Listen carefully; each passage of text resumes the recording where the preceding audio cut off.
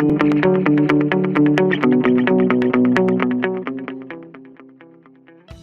everyone, welcome to another interesting and informative session of The Analyst brought to you by Bajiram and Ravi. In today's session, we will discuss 7 important articles as featured in the Hindu and Indian Express for your comprehensive understanding of the current affairs explained to you in the easiest language possible.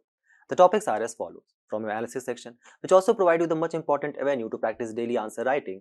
In the first topic, we are going to analyze the emerging geopolitical tension between India and Russia relations in the backdrop of the visit of Russia's president to India. Then in the second topic on the World Soil Day, which is celebrated today, we are going to discuss about the various challenges around the issue of soil erosion. Then from your simplified section, we'll take up 5 news. We will not only try to simplify the news for you, but also provide you the much important value addition keeping in mind the approaching prelims 2026. So, stay tuned. The visit of Russia's president has ignited the geopolitical concerns related to India-Russia relations and the criticism by the global West, including the European Union as well as USA, of India's adherent support to Russia.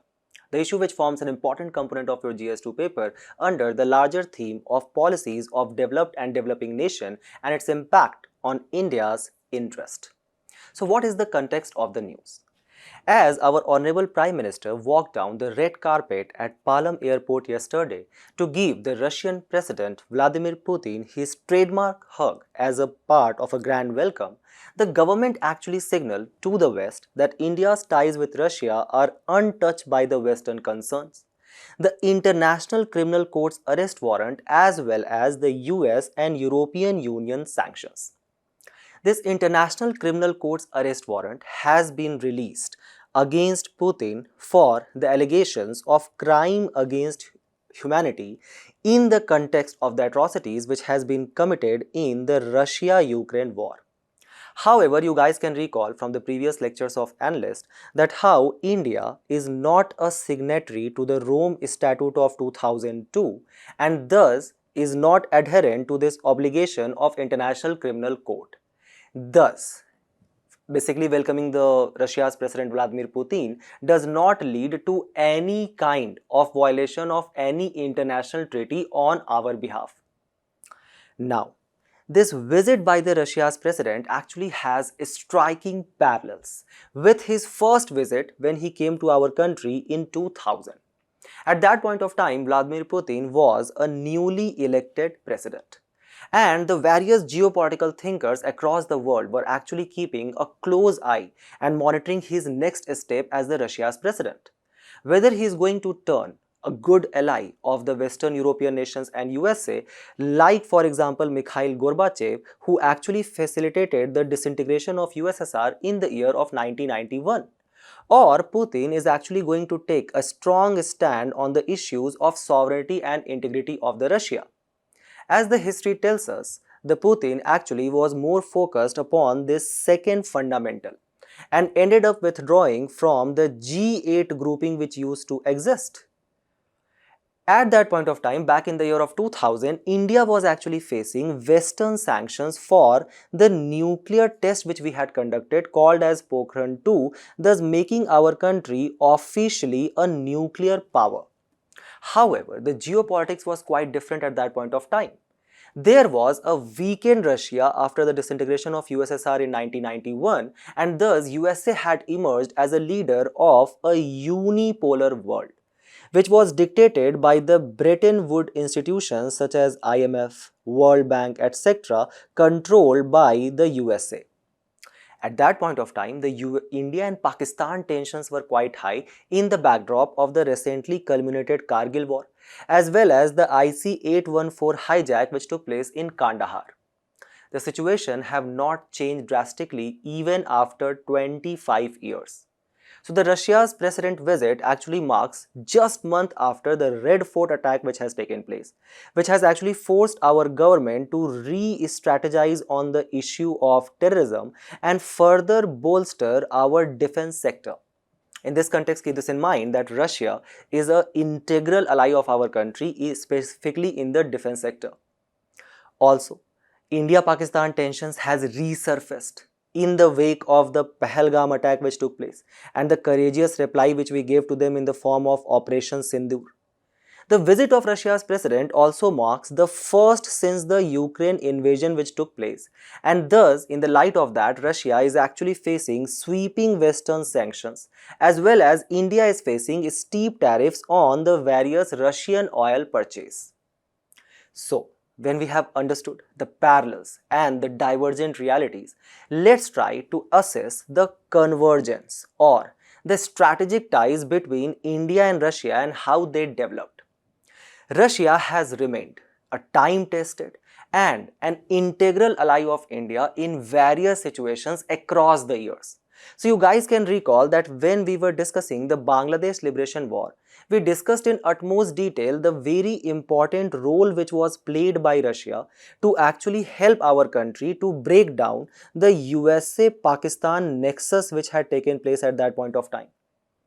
And thus, India actually diverted from the policy of the non-aligned movement, the dictum of which was actually set or laid down in the Bandung Conference of 1955, which took place in Indonesia, where, for example, leaders like Jawaharlal Nehru of India, Sukarno of Indonesia, and Abdul Nasser of Egypt, these leaders, they basically decided that they are not going to become the part of any political bloc, either USA or USSR, in the backdrop of the Cold War which was taking place. Rather, they are going to focus on the principle of peaceful coexistence. However, because of the Russia's adherent support to India in the Bangladesh Liberation War, India actually diverted away from this policy of non-aligned movement and signed on 8th of August 1971 the Indo-Soviet Treaty of Peace, Friendship and Cooperation. This was further elevated in the year of 2000 when Vladimir Putin for the first time arrived in our country to a declaration of India-Russia strategic partnership, through which our relations with Russia has improved in various sectors in defense, trade, economy, science and technology, as well as there has been a special impetus on people-to-people ties as well. In 2010, we also signed a special and privileged strategic partnership with Russia. And this is reflected in the annual summits which takes place between the leaders of both of the countries since 2000, which takes place alternately in Delhi and Moscow between the Honorable Prime Minister of our country and the President of Russia. For example, last year in the month of July 2024, our Prime Minister visited Moscow, where he was basically conferred with the highest national honor of Russia, which is the Order of Saint Andrew the Apostle. Saint Andrew, which is considered as the first Christian missionaries to arrive in our country to propagate the message of Christianity. Beside these annual summits, India and Russia also engages with each other as various very important and strategic multilateral forums, like for example G20, the presidentship of which was held by India in the year of 2023, which basically paved the way for the joining of African Union in G20. Or BRICS, which stands for Brazil, Russia, India, China and South Africa, as well as Shanghai Cooperation Organization. From one previous lecture, you guys can also recall that when we were discussing about the expansion of the United Nations Security Council, we discussed about a grouping called as G4. That stands for Brazil, India, Japan, as well as Germany. Basically, the four countries which support each other's bid for a permanent seat at the United Nations Security Council. Keep this in mind that Russia basically actively support this claim of India to be a permanent member of United Nations Security Council. And as Russia itself is a member of these P5 members, the permanent 5 members of United Nations Security Council, time and again it has actually utilized its veto power to support India at several instances. For example, through the use of this veto power, Russia has actually ensured that the internationalization of the Kashmir issue does not take place. And thus, following the principles of the Shimla Agreement of 1972, the issue of Kashmir shall be resolved bilaterally only. So you can see that how Russia is a very strategic ally of our country, which is also reflected as Russia is the major defense supplier of our country, the biggest exporter of defense equipment, Currently, 60% of the defense equipment which we have in our country has been actually imported from Russia. So for example, it was Russia which provided us the S-400 anti-missile defense system, which played a critical role in Operation Sindoor and is actually a very key material or key equipment to the modern anti kind of like the war which is going to be fight between the technology on the basis of missiles and drones and not by the humans. Also, Russia engages with India in the joint production of the supersonic cruise missile, that is BrahMos. Recently, you guys can see that how our country is actually negotiating with Philippines about the procurement of this indigenously produced BrahMos missile with the help of Russia. Russia also supplies us various important fighter jets like, for example, Su-30 and MiG-29, as well as Kamov helicopters. Then we engage with Russia and cooperate with Russia in the field of science and technology. A great example of that is the Kudankulam nuclear power plant in Tamil Nadu, which is currently country's only nuclear power plant which we have set up with the use of a foreign power. Also, to actually kind of replenish our renewable energy resources, we are now focusing upon is small modular reactors, which can actually help us to achieve the larger target of Panchamrit, to actually install 500 gigawatt of renewable energy capacity by the year of 2030. For that, we are actually emphasizing on the procurement of uranium as a fuel from Russia. So for example, before the visit, when it was asked in Moscow, the Russia's president very cheekily replied that if USA can buy the nuclear fuel from us, why cannot India? Then we also share a close cultural ties with Russia as well. So for example, many Indian students, they have gone to Russia for the study of engineering, medicine, tourism, etc. And thus Russia, as per an unofficial estimate, consists of Indian diaspora of more than 60,000 people. The classical languages of our country, such as for example Sanskrit and Pali, is actually taught in various universities in Moscow. At school level, there takes place a cooperation between the Atal Innovation Mission and Sirius Center for exchange of the various technology frameworks and methodologies of teaching. For the promotion of folk arts, folk songs, music, as well as yoga, we have established Jawaharlal Nehru Cultural Center at Moscow. Very recently, last year, there was a new initiative which we launched with Russia called as EMERCOM, which is a joint Russia-India plan for cooperation in the field of disaster emergency and disaster management, where we are actually trying to provide a kind of an emergency response force to actually deal with the consequences of natural disaster. For this purpose, there will be technology and information sharing at the level of space monitoring technology for risk forecasting, as well as cooperation in the field of training of fire as well as rescue specialists. So through this, we have discussed the very important defense ties which we have with them, science and technology ties, the ties in the cultural sphere. But the eye of these Western European nations as well as USA is actually more closely on the economic ties which we share with Russia. The principal mechanism to actually ensure and further bolster our economic ties with Russia is the Trade Economic, Scientific, Technological and Cultural Cooperation Forum called as IRIGC Tech.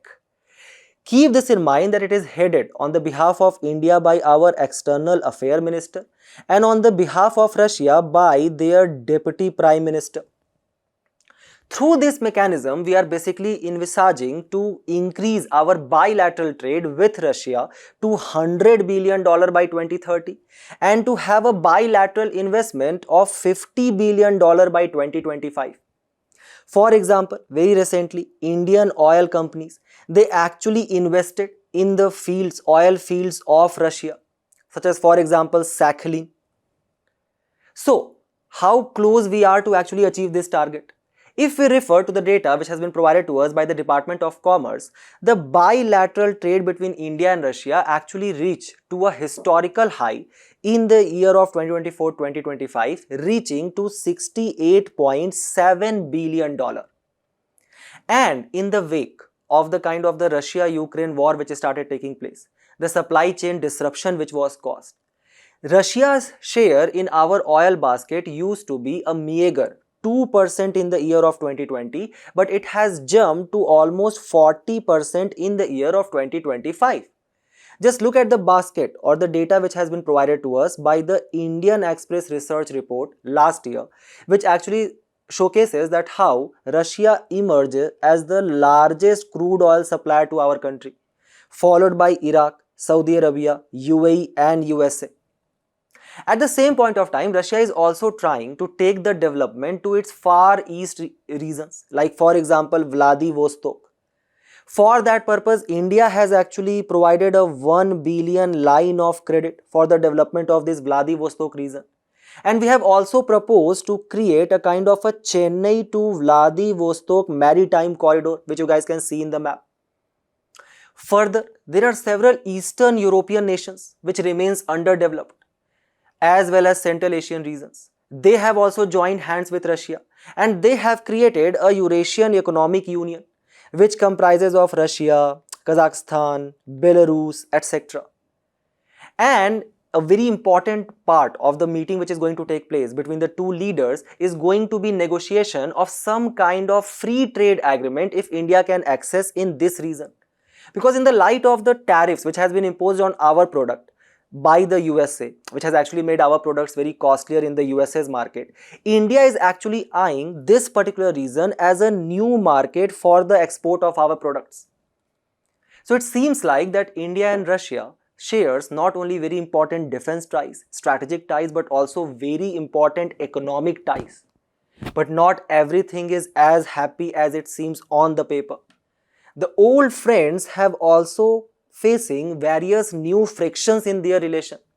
And the most important one highlighted by the today's article is the issue of oil diplomacy. So for example, it seems that we share a significant trade with India, but keep this in mind that with Russia, we actually incur huge trade deficit, almost up to the level of $61 billion. So our total trade with Russia is 68.7, out of which $61 billion is nothing but what we actually import from Russia. Only 6 to 7% billion dollar is actually what we are exporting to Russia. So we are actually incurring a huge trade deficit in that regard. Also keep this in mind that why this particular kind of trade deficit started emerging. So as we have discussed that till 2020, Russia's share in our oil basket was only 2%. But then USA actually first imposed sanctions on Iran because it wanted to curb down the nuclear power project which was being developed by Iran under the Joint Comprehensive Plan of Action. At the same point of time, because of the supply chain disruptions which were caused in the wake of the Russia-Ukraine war, Russia actually emerged as the largest oil supplier to our country. And thus, as you guys can see, even if we are importing now almost 32% of our total oil import from Russia, don't you think that we are overly reliant on Russia for our energy security? One of the major reasons for this trade deficit which we occur with Russia is also the inability of our service sector, which is considered as one of our major strengths, to actually penetrate the Russia's market. For example, our bilateral trade with Russia in service sector is abysmally low at $1.02 billion. One of the major reasons for this is because of the sanctions which has been imposed by the Western European nations as well as USA on any kind of India-Russia trade. For example, the technology giant of our country, Infosys, actually had to shut down its operation in Moscow in the year of 2022. Various other companies like for example Tata, L&T, they also have to basically limit down their trade operations with Russia in the wake of these sanctions. Over and above that, USA is also imposing sanction on the various Russian crude oil supply as well.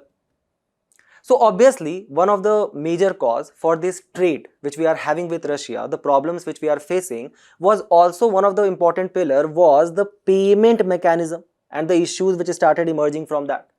So for example, Russia and India, they both planned that we should try for the de-dollarization of the economy.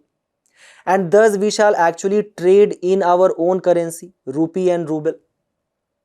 So basically what started happening, that let's say for example Russia was selling this oil to our country, and in return we started paying in the Indian rupee, in our own currency, and this was basically kept in an account which was held by a foreign bank, let's say for example a foreign bank of Russia, in the domestic currency, that is rupee, at our bank in our country.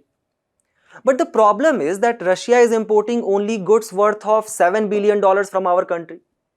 So it's obvious that what they will do with the rest $61 billion which we have provided to them. They have kind of a surplus of Indian rupee in their Vostro accounts, the accounts which are basically considered as Vostro accounts. So they have surplus of Indian rupee in that, and their purchase with India is actually very meager. Thus, to actually kind of utilize this surplus account, either they should increase our trade, increase the import from India, or both the countries actually eventually decided that we should switch back to the dollar based trade. Now try to connect this particular point with the kind of the depreciation which our currency has faced, right, in comparison to the US dollar.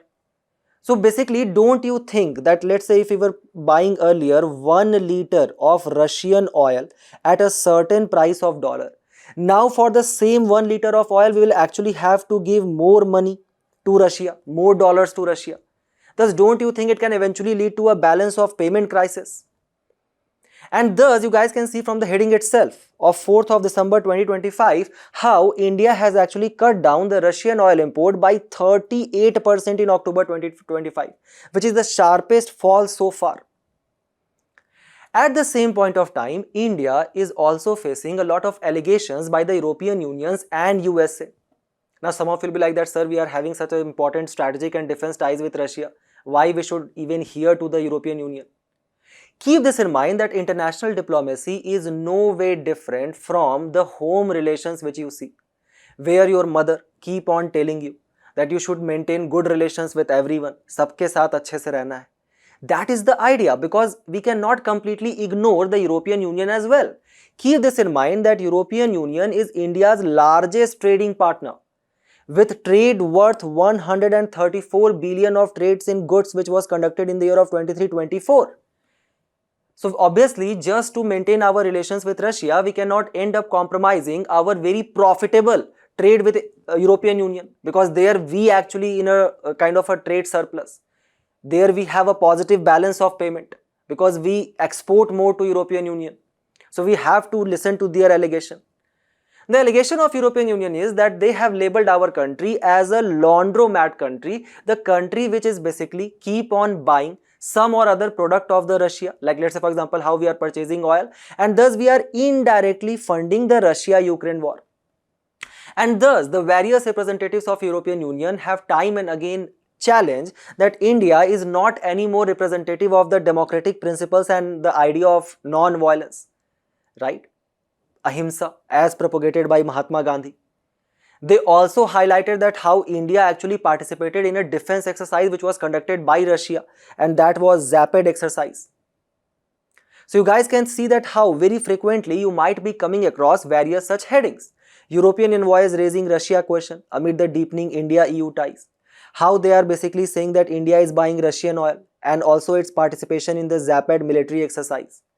Or the 3 Indian firms among 45 entities which has been sanctioned by the European Union for links with Russia.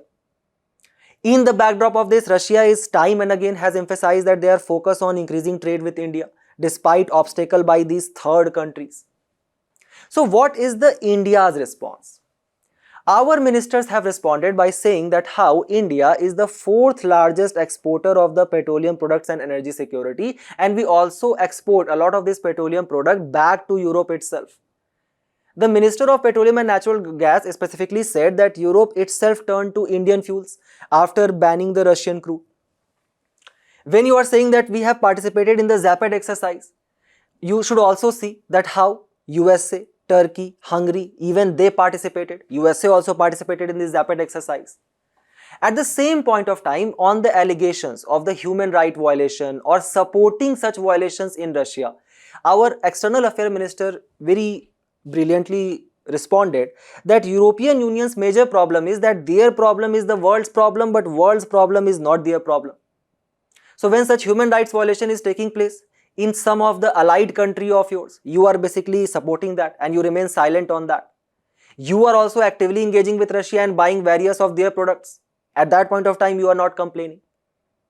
Another major challenge is that how the defense dependency which we had, on the foundation of which our kind of the relation with Russia was strengthened, now that has also started shrinking, and there are two major reasons for that. The first major reason is that we are actually now putting impetus on indigenous production of the defense equipment under our defense acquisition policy of 2020. At the same point of time, Russia's capability to actually supply such various important defense equipments for modern advanced warfare, that has actually declined. Why?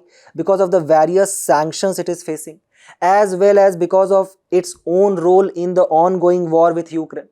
Obviously, they will focus much more on that rather, kind of providing the defense equipments and supplies to the other countries. So for example, at one point of time, Russia's share in our total defense equipment was 60%, but as you guys can see from the Stockholm International Peace Research Institute SIPRI report, it has declined to 45%. Also, just look at the heading of today's newspaper in Indian Express itself. India is seeking additional S-400 missile system to actually bolster our defense sector. But Russia is saying that right now we are unable to do that. Instead, if you want, you can buy fighter jets like Su-57. That actually showcases the declining capability of Russia for effective supply of such defense equipments at regular basis. One another headache for our country is the growing Russia-China nexus. So in the year of 2020, China has suddenly emerged as the largest trading partner of Russia. They have also increased their military cooperation with Russia. They are conducting military exercises like Peace Mission and naval exercises like Joint Sea Exercise. They have also started purchasing various important Russian defense equipments like S-400 and Su-35 fighter jets. India also wants to increase these defense ties, especially in the wake of the Operation Sindoor which we have conducted. But the problem is that if we go to do that, USA will start imposing sanctions under the CAATSA Act, countering America's adversary through Sanction Act. So this growing nexus between Russia and China, both of them which are part of the Shanghai Cooperation Organization, the European Union and USA is basically eyeing them as a kind of an anti-West grouping. The dichotomy of the relation is that India is also integral part of this SCO, and it is very important for us to engage with Russia, China at this platform. On the other hand, Russia and China, they basically eye on this quadrilateral security grouping for the Indo-Pacific region, being kind of the antithetical to their interest. India is an integral part of this quad grouping also. We are basically the middle brother between an elder and the smaller brother. These two are fighting. Now it is up to you whose side you will take. So basically we have quite a number of time has actually prevented this quad grouping to be labeled as a military security group like NATO, North Atlantic Treaty Organization. Thus, what is the best course possible for which India can take, and that is the Madhyam Marg. सबसे अच्छे से बना के रहना है. This is something what Shashi Tharoor called as that India shall have an early harvest accord with European Union as well as with Russia when it comes to the trade relation. So we should simultaneously try to build our trade relations and create more connectivity with both the regions. So for European Union, we have this India Middle East Europe corridor, IMEC. And with China, we are building not only that Vladivostok Chennai maritime corridor, but also international north-south transport corridor as well. Then there are various countries in European Union as well as even Russia is getting apprehensive of the trade relations with China. So these countries are basically adopting a China plus one strategy. They are trying to diversify their market. And thus, this is the time where we shall actually, try to create the Make in India initiative and transform it into Make for World. Also, to counter the tariffs which has been imposed on us by USA, we can actually try to increase the quality of our products under zero defect and zero effect policy. And to further kind of secure our supply chain, specifically for the import of the critical rare earth element, the meetings which is going to take place between India and Russia, it shall focus on collaboration in the field of Industry 4.0 and kind of the mineral supply. Then to kind of placate the allegations which is being made by European Union, our Prime Minister has already made it very clear in his White House address that India basically supports the de-escalation of war in the Russia and Ukraine. So this is the stand which we are taking, the stand of the Madhyam Marg or the golden mean of Aristotle. Keep this in mind when you are writing this particular question, and we move forward to the next news, where the editorial highlights the issue of soil erosion on the World Soil Day. So surprise, surprise, it is celebrated today only on 5th of December, and provide innovative measures to actually tackle this issue of soil erosion, which forms an important component of your GS3 paper under the larger theme of environment conservation. So as per the today's editorial, on 5th of December, the world basically stands still, pauses down, and takes note of one of the most overlooked foundation of the human civilization, that is soil. Why? Because on this 5th of December, we actually celebrate the World Soil Day, which was established by the Food Agriculture Organization of the United Nations. And the theme for this year 2025 for prelims is Healthy Soils for Healthy Cities. So now we are also going to focus upon the soil degradation which is taking place in the urban cities. Why? Because as per the estimate by the today's editorial, 56% of the global population right now is living in the cities. And as per the excerpts from the editorial, this urban environment is actually facing unprecedented challenges. Like for example, extreme heat events which is taking place, heat waves, or for example pollution, or for example the devastating flash floods which is being caused. The today's editorial suggests that we have a quite overlooked as well as a kind of an forgotten ally which we have to actually act as a solution to all of these problems which is being faced by the cities, and that is the health of the soil. So in this context, keep this in mind that there is a whole profile of soil. In this lecture, we are actually going to focus upon the topmost layer of the soil, which we called as the organic layer, which basically contains of humus or the various organic matter which are very rich for the fertile growth of plants, crops, etc. and consist of various decomposed plants, leaves, animals, various organic matter such as for example microbes like bacteria, fungi, protozoa, algae, nematodes, worms, maggots, insects, as well as larger animals. The science of the soil is that this soil is made of almost 45% of essential critical minerals, 25% of water, 5% of this organic matter, and 25% of the air. A quote also you guys can actually include in your answer, and that was said by none other than Leonardo da Vinci, who said that we know more about the movement of celestial bodies than about the soil which is under roof. So this top soil layer is basically the upper weathered layer of the earth crust. So this is the complete soil profiling, O, A, E, B, C and R. The O and A consist of your organic layer and topsoil. E is the eluviation layer from which the minerals actually leaches down to the further lower layer. Then there is a layer of eluviation which consists of subsoil or the deposited minerals and heavy metals like iron, etc. Then there is the parent rock from which this top layer is actually being derived, and ultimately the bedrock. As you guys can see from the picture, and keep very importantly in your mind for the further discussion, that this root of the plant is what actually hold this parent rock or bedrock with this topmost fertile organic layer. So a simple derivation can be that if the root does not exist, it's obvious that the top soil layer is not going to be embedded with the parent bedrock, and thus it can be removed very easily. This top soil consists of 5 to 30 centimeters of depth and takes approximately through the process of weathering almost 1000 years for the formation, but ends up providing 95% of the food production. The problem is that as per the United Nations Convention to Combat Desertification, report of 2024, 30% of our country's area is actually facing this issue of soil degradation. So the today's article majorly put impetus that why this healthy soil is actually necessary. As we discussed, it is going to act as a kind of a solution for all the problems which is being faced by urban environment. So for example, in urban environment, as per the Council for Environment and various other research, 76% of the population of these urban cities, they are actually facing or living in high risk area from the extreme heat. So for example, as per the Indian Meteorological Department, last year there were more than 70 days of extreme heat waves which took place. The editorial suggests that such healthy soil which is covered with vegetation, as you guys can see in the picture, it actually ends up absorbing heat, sequester the atmospheric carbon, and thus act as a kind of a natural air conditioner. Keep this in mind that such healthy soil has an amazing water retention capacity, and every 1% increase in organic matter result in almost 25,000 gallons of available soil water per acre, and thus has a kind of a cooling effect.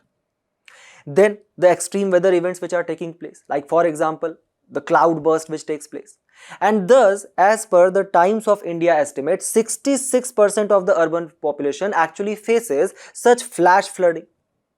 The editorial suggests that such kind of soil with good amount of vegetation actually act as a sponge to absorb rainfall, filter the water, replenish the groundwater supplies as well. Also, problem is that the 12% of India's population is undernourished. As per the State of Food Security 2025 report, almost 172 million people. The editorial suggests that we can actually go for urban agriculture, where we can grow small crops in the rooftop farms, even in the backyard plots, to actually enhance the local resilience. Obviously, the article is a bit elitist in this nature and does not consider the population which is living in the slum, for example. They do not even have place to sleep where they will practice this urban agriculture. Then another major problem is the burnout culture. 76% of the corporate employees face mental health problems. The editorial today suggests that such contact with vitamin N, and here stands for nature, it actually reduces what? Stress, anxiety, depression. To go in the park, have a walk there, meet new people and interesting people like me, for example. So these are the issues which can be dealt if we are keeping the soil healthy and having a good amount of green vegetation there. But this soil actually remains the most degraded natural resource as well. As per the Food and Agriculture Organization itself, nearly a third, 33% of the world's soil is actually degraded. Why this issue takes place? To understand that, you guys can actually recall from one of the previous lecture where we discuss about the Pradhan Mantri Krishi Dhan Dhan Yojana, which has been released by the Ministry of Agriculture very recently as a flagship scheme. One of the important issue which it is trying to tackle is to actually tackle the issue of declining crop productivity as well as crop intensity which is taking place. One of the major reasons as per the PIB for this declining crop productivity is the overuse of fertilizers and pesticides, which remains the gift of the Green Revolution. The Green Revolution, which also had several red or negative consequences on the health or the crop productivity. So to understand that, we will actually take a kind of a small detour in the history to understand this issue of low productivity caused by the fertilizers and the pesticides. So you guys can recall that because of the exploitative revenue policies of the Britishers, like for example, they were charging almost 45% of the produce under the permanent settlement system, as well as the commercialization of agriculture which had taken place, where they basically subjugated our country as a raw material producing country for their industries of Lancashire, London, Manchester, etc. So basically, our farmers, first and foremost, whatever they were producing, a significant portion and almost half of that was actually going into the accounts of the Britishers. From this revenue, they were actually purchasing the raw material in the form of the cash crops which our farmers were growing, called as sondhar crops.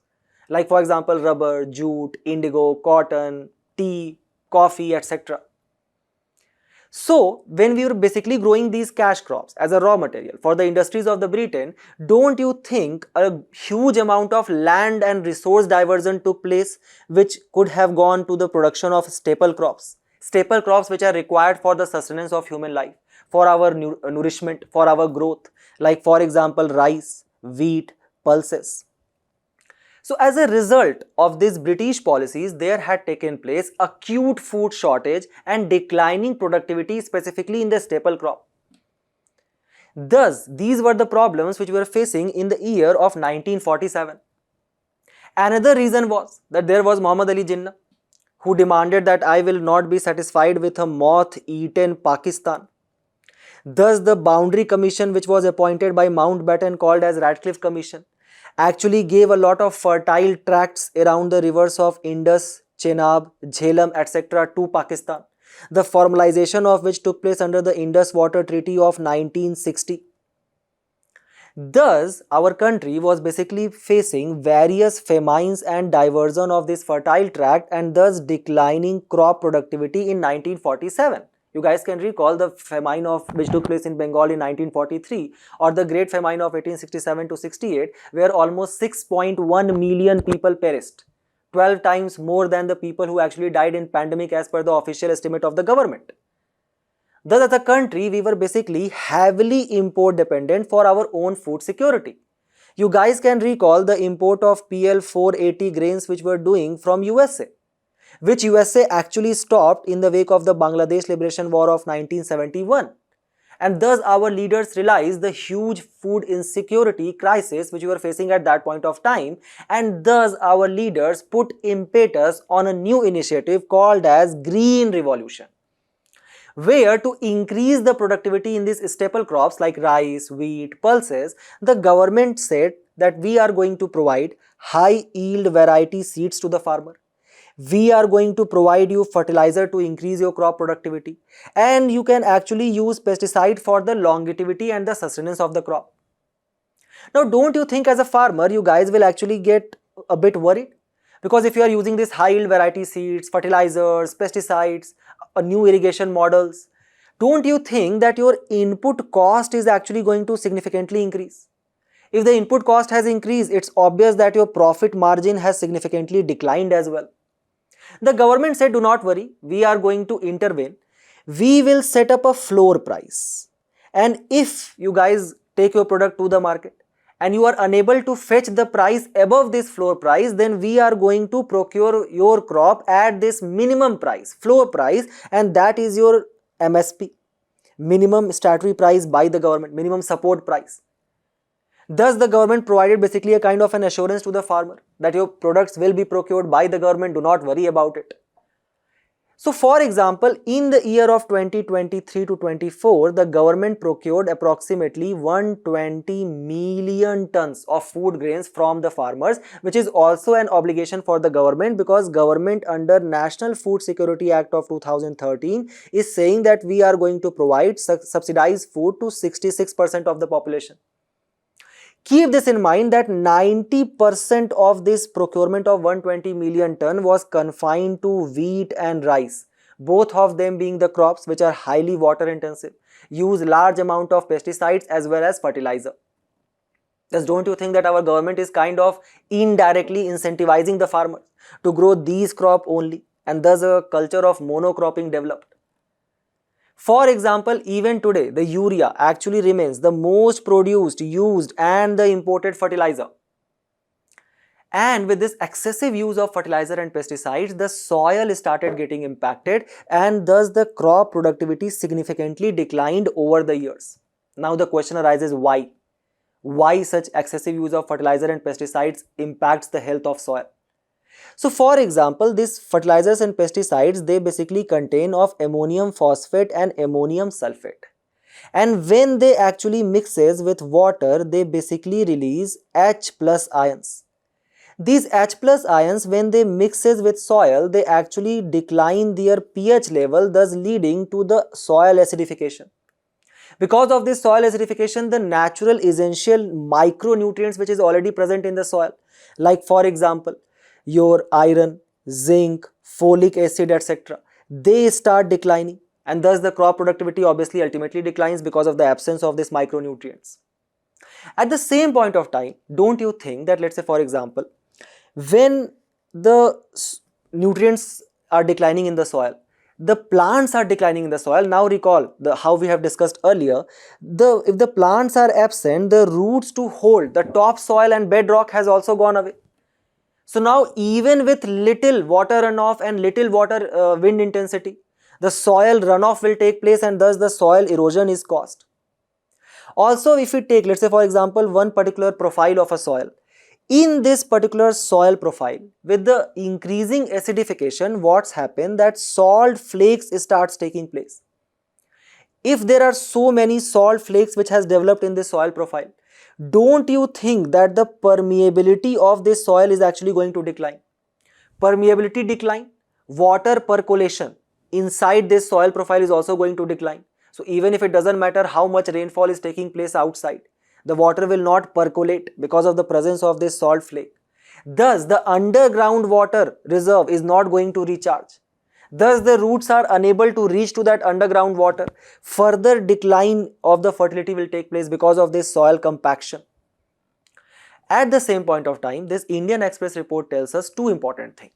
One, there is an ideal ratio of fertilizer which we need to maintain. N is to P is to K, that is 1 is to 2 is to 4.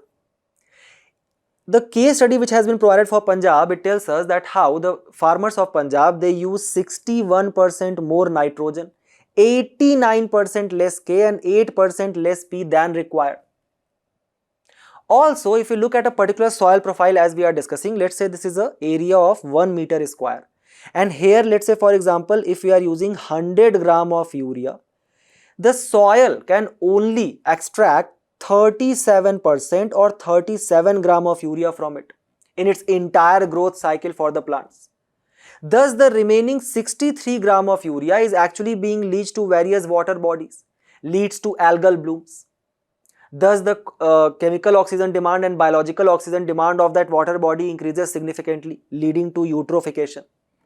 The same kind of this harmful components of fertilizer, when they actually reaches to the food chain, because of the process of biomagnification and bioaccumulation, it transpires to what? The contamination of food crops, and ultimately it reaches to your body.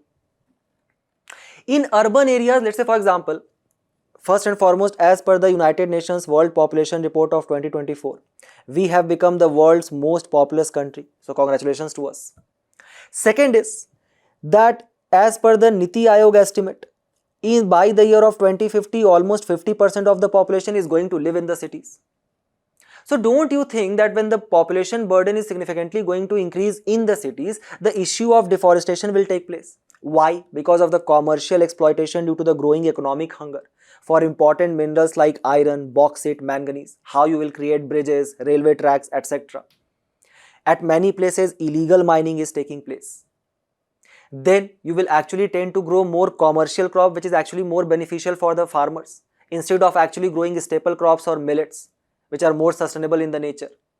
Also, to actually sustain the need of this increasing population, you will require more milk, more meat, more livestock, and thus more livestock grazing will take place, ultimately kind of disrupting the topsoil layer. Further, you will create more cities, more buildings, urbanization will take place, dams, infrastructure, leading to kind of completely relying on the anthropocenic right, as it was basically highlighted by a recent article of Menka Gandhi, creating what? Anthropogenic pressure, leading to what? Concretization of the cities, and thus the water will not be able to even percolate inside the soil, and the plants and vegetation will not be able to grow, leading to what? Loss of the fertile soil cover, and thus further decline of the food productivity. Loss of the carbon sequestration will further increase the greenhouse gases and will further create the extreme weather events. Also, the moisture which is actually released in the air by these trees, so they also perform a very important function, where the roots actually takes the water, goes to the stems and ultimately to the leaves of the plant. Then evapotranspiration takes place.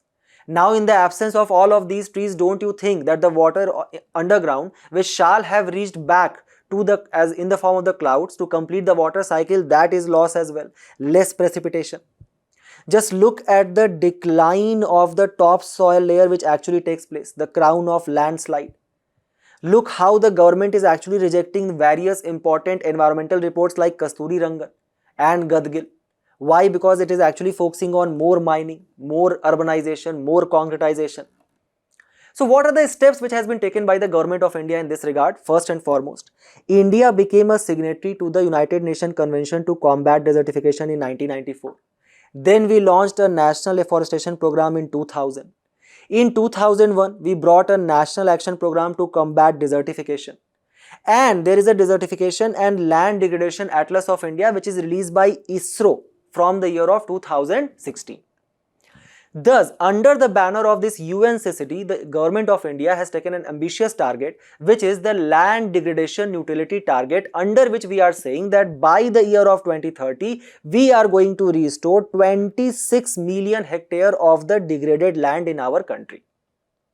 For that purpose, we have brought Pradhan Mantri Krishi Sinchai Yojana, under which there is a specific integrated watershed management program.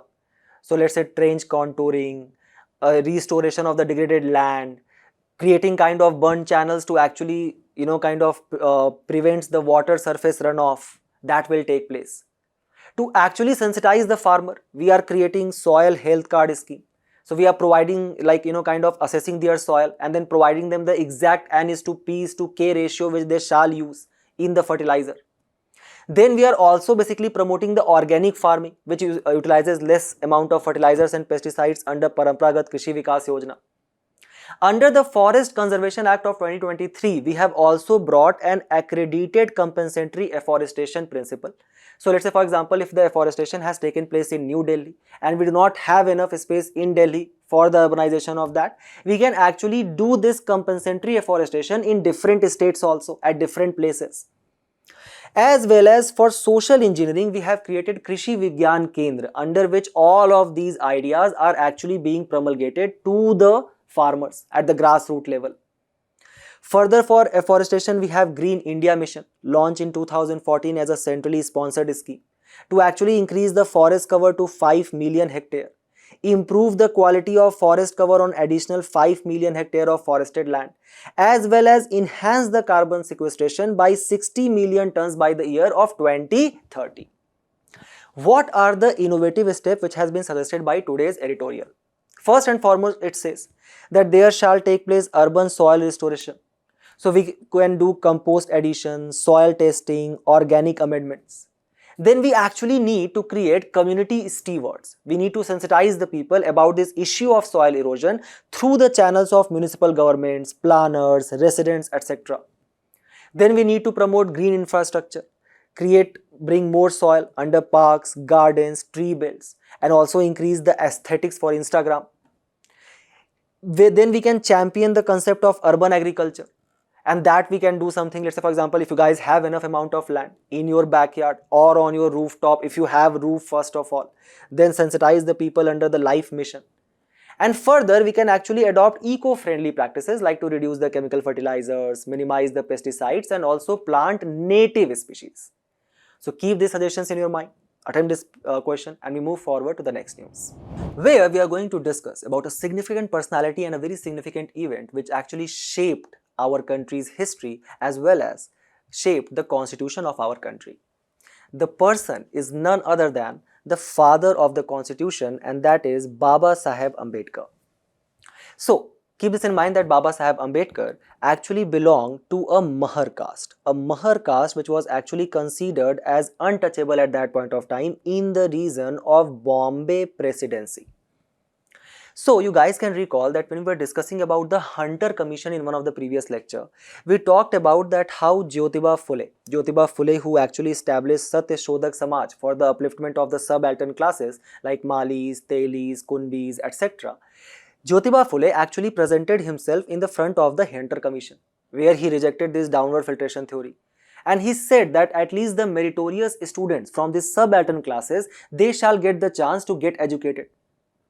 Thus, through this scholarship scheme, in the year of 1897, at the age of 6 years, Baba Saheb Ambedkar became the only untouchable to enroll in the Elphinstone High School in the Bombay Presidency. Then in 1930, he secured the Baroda State Scholarship, and through that, in the year of 1916, he actually went to London School of Economics for higher studies. It was there when in 1916 he wrote a very critical article on the concept of caste system in our country called as Caste in India, their mechanism, genesis and development. So in 1919, when he actually came back to our country, he actually writes up in his autobiography, Waiting for Visa, two important instances which actually shaped his life. The first was that when Baba Saheb Ambedkar used to go to this Elphinstone High School in Bombay Presidency, he used to carry basically a kind of a gunny bag. So basically he was not allowed to sit with other students of upper caste at the same level, at the same platform, at a chair or something. Rather, he actually used to sit at the ground on that gunny bag. Also, he was basically completely prohibited from entering water or drinking water from the public water tank or tap which was existed at that point of time in the school. Rather, there was a upper caste peon. So if, let's say for example, Baba Saheb Ambedkar wanted to drink water, he used to call this peon. The peon used to come, take the jug and pour water in his hand. Thus, B.R. Ambedkar had very critically said or had commented that some days when there was no peon, there was no water for me in the school as well. This incident which he faced in the school kind of reignited or kind of resurfaced in his life when, after coming from London, he was basically appointed in the service of the Baroda princely state at that point of time, which had provided him the scholarship. So when he came back, he did not had provided accommodation by the princely state. So he basically asked his Hindus, Parsis and Christian friends who were studying with him in London at that point of time. And they were living in India. So when he came back, he asked them that, can I stay in your home? And all of them refused, saying that, let's say for example, because he comes from an untouchable caste, it can actually lead to the pollution of their houses. And that's when he remarked in his autobiography, Waiting for Visa, that this concept of untouchability actually applies equally to Hindu, Parsis and Christians alike. And thus he presented himself in the front of the South Borough Committee, which at that point of time was framing what will eventually become the Montague-Chelmsford reform of 1919, that there shall be a separate electorate for the upliftment of the depressed classes as well, as it has been provided to the Muslims by the Morley-Minto reforms of 1909. And for the sensitization of these depressed classes, to educate them, to politically mobilize them, he started writing a newspaper called as Mook Nayak in 1920, which you guys can see in the picture. And in 1924, he established the Bahiskrit Hitkarni Sabha. His political rise is actually marked by another significant event. Though it was not started by B.R. Ambedkar, but it was his joining of the movement which actually provided it a kind of a national coverage at that point of time. And that is your Mahat Satyagraha of 1927. So at that point of time, there was a Bombay Legislative Council resolution which was passed in the year of 1923. Which basically stated that the untouchable class is actually allowed to use all kind of public watering places. So those watering places, tanks, lakes, etc., which is actually being funded on the public money or the British money at that point of time. So in this regard, there was a kind of a mobilization of the Mahar caste or for example Chambhar caste, etc. by people like R. Chandorkar, R.B. More, Ramji Potdar, A.V. Chitre, under the kind of the banner of Mahar Samaj Seva Sangh already. But then B.R. Ambedkar took up this cause and said that we will go and we will drink water from this public water tank. So in the March 1920 to 1927, when for the first time he actually went with his anuyayis or the followers, Ambedkar actually purchased the water worth 40 rupees because the local people disallowed them to drink water from the public tank. In the second wave, he actually went to the Chaudhar tank, where he actually broke the code which was established by the upper caste people at that point of time. And he drank water from the public funded lake at the Chaudhar tank. And thus the upper caste people, they actually started kind of, agitation against this kind of an act which has been committed by the depressed class people of that point of time. So they basically started complaining to the police. Police actually ended up banning such people to actually drink from such public lake. because that can lead to the disruption of public order. And thus, completely infuriated, B.R. Ambedkar ended up burning the Manu Smriti. The day is marked as 25th of December 1927. So the today's article basically highlights that how B.R. Ambedkar basically kind of calculated or put this Mahat Satyagraha on the equal footing of the act which was committed by the National Assembly of the French people in the year of 1792, when they ultimately completely threw away the monarchy of the Louis XVI and ultimately guillotined Louis XVI and his wife Marie Antoinette on the date of 16th of October 1792. So he basically compared this Mahat Satyagraha with the rise of the French people, but the today's article basically provides us a different take. It says that Ambedkar stated that this Mahat 1.0 and 2.0 Satyagraha basically embodied the zeitgeist of the French Revolution. And how in this Mahat 2.0, Ambedkar discusses the French National Assembly of 1798 and 1792 and basically puts them on the equal footing. But the article today suggests that, however, the French Revolution did not encompass women in its idea of right. Neither did the National Assembly, nor the further development based their substantive egalitarianism by including the living bodies and the souls of the women. For example, we give so much prominence to the American Revolution and the Declaration of Independence. But even then, after the independence, the women were not provided the voting rights. Same happened in France also. It was actually Mary Wollstonecraft intervention via her pamphlet, which is called as Declaration of the Rights of Women and Citizen, that actually questioned the exclusion and place of the women in the French Revolution. So through this Mahat Satyagraha, there were some important ideas of equality and fraternity which was established in our constitution as well and is reflected in several articles. Like for example, Article 14, which provides for right to equality and equal protection before law of all citizens. Article 50, which basically states that the state cannot discriminate on the basis of caste, religion, race, sex and place of birth. Article 60, which says that state cannot deny employment or appointment to any public office on the basis of religion, race, caste, sex and place of birth. Article 17, which has specifically provides for abolition of untouchability. Article 19 says that each and every citizen of our country has freedom of movement and residence, irrespective of your caste. As well as Article 21, which basically provides for the right to dignified life. So obviously everything is happy and sound in our country, and we are completely following these constitutional articles and constitutional morality. Just for kind of a bit of enlightenment of you, there was another heading which actually appeared in Hindu newspaper very recently, where certain Hindu families have actually put their homes for sale after Muslim man buys the house in that locality. And that is the idea of Article 51A, that we should live with each other with utmost brotherhood and fraternity. And we move forward to the next news, where after plunging to a kind of a historic low in comparison to the price of the US dollar, our Indian rupee, our currency, which was basically depreciating in comparison to the US dollar, has now actually appreciated, and that has taken place because of the RBI's intervention. So the Indian rupee actually reversed its 6-day losing streak and ultimately appreciated against the US dollar. The upturn is primarily attributed to the likely intervention by the central bank and the unwinding of the speculative position.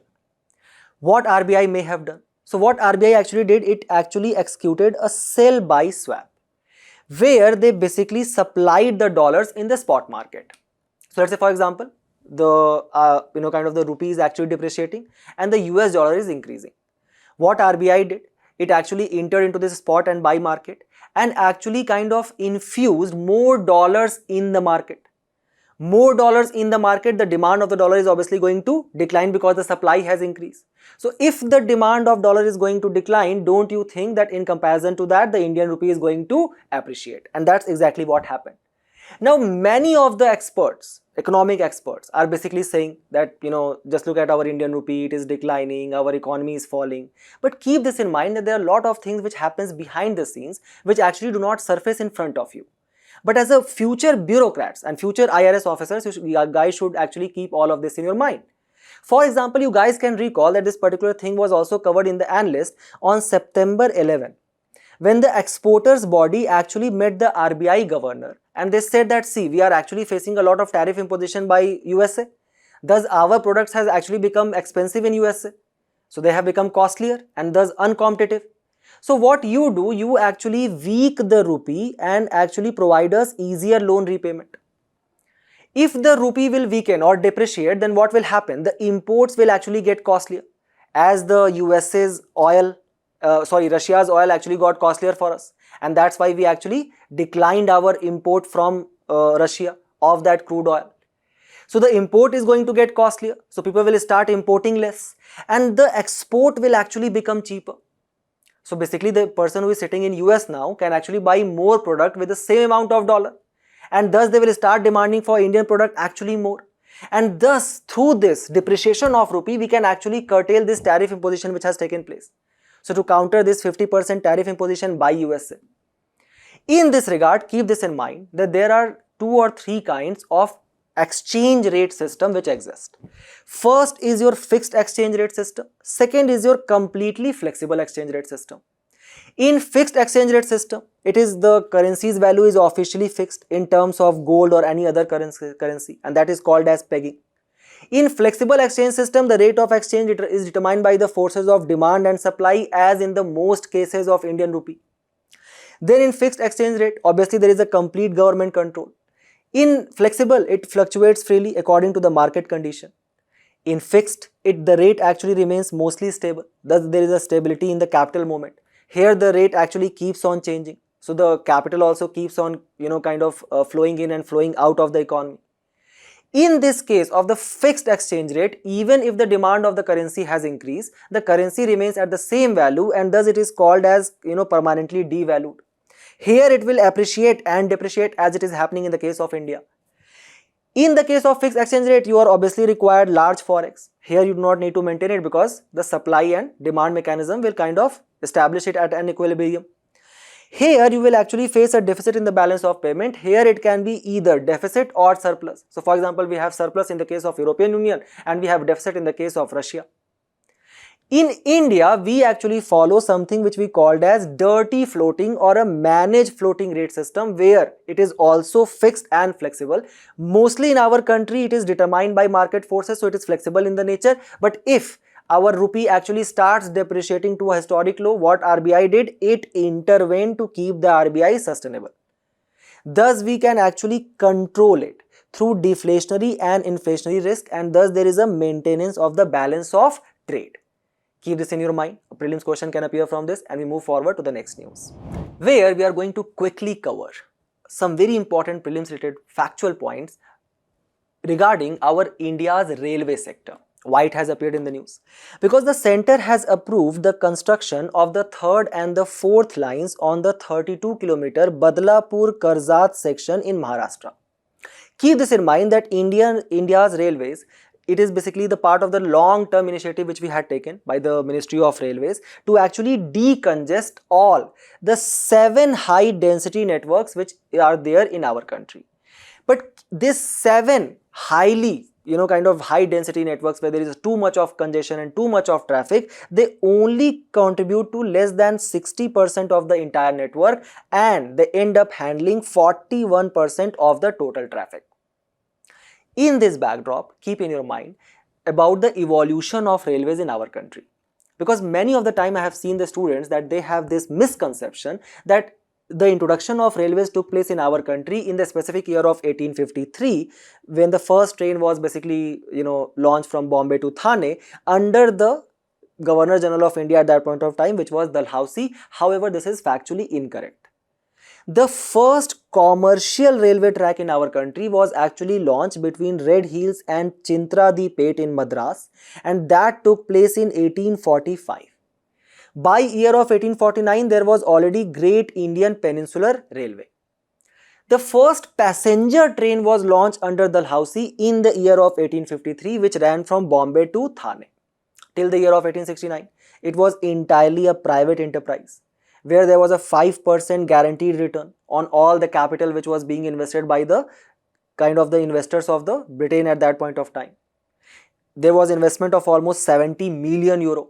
Even then, the Britishers were unable to reach to the target which they wanted, to actually integrate the, the markets across the country for the kind of the, movement of their products as well as to actually kind of, extract all the key raw material even from the hinterlands of the country. So from 1869 to 1880, it became a kind of a completely state-funded enterprise. Right now, how we have a kind of a public-private model, the same actually started from the year of 1880, where it became a kind of a PPP model. And thus by the year of 1947, 78% of the country's geographical area was already covered under the railway tracks. So what are these high density networks? The idea is that these are basically the passenger as well as freight corridors running beyond their capacity. They account for less than 16% of the total route, that is around 11,000 km route, but they suffer from various delays and congestion. So this capacity of a particular railway track is determined by various factors, as you guys can see here, from the train speed, track availability, signaling, other operational constraints. The idea is that the maximum capacity utilization of any railway track shall be 70 to 80%, and that is actually considered as idle. So that is the threshold. But as per the data which has been provided to us by the Railway Board's Planning Directorate, just look here, almost 32% of this high density networks, they actually operate at more than 100 to 120% capacity. Almost 43% of them actually operate at more than 120% capacity. These 7 high density networks are in these routes like Mumbai to Delhi, Mumbai to Howrah, Mumbai to Chennai, Delhi to Chennai. Also this particular route from example Howrah to Delhi. Thus, there are several steps which the government has taken to decongest them. So the government has brought, let's say for example, dedicated freight corridors. The government has brought Mission Raftar, which provides for automatic signaling, electronic interlocking, as well as track strengthening for raising the average speed of train. PM Gati Shakti, under which multi-tracking, yard remodeling and signaling upgrades is being done. Amrit Bharat Station Scheme for the line capacity improvements, and also the automatic block signaling expansion program. From the context of the prelims examination, keep this in mind that currently the total length which is covered by the railway tracks in our country is approximately 68,000 km above, and that basically makes our country the 4th largest railway network after USA, China and Russia. Almost 93% of the tracks in our country has been electrified. And in the year of 24 to 25, these Indian Railways carried approximately 7 billion passengers. So keep these important data in your mind, and we move forward to the next news, where we are going to learn about a new government initiative, and that is Dhruv. So what is the context?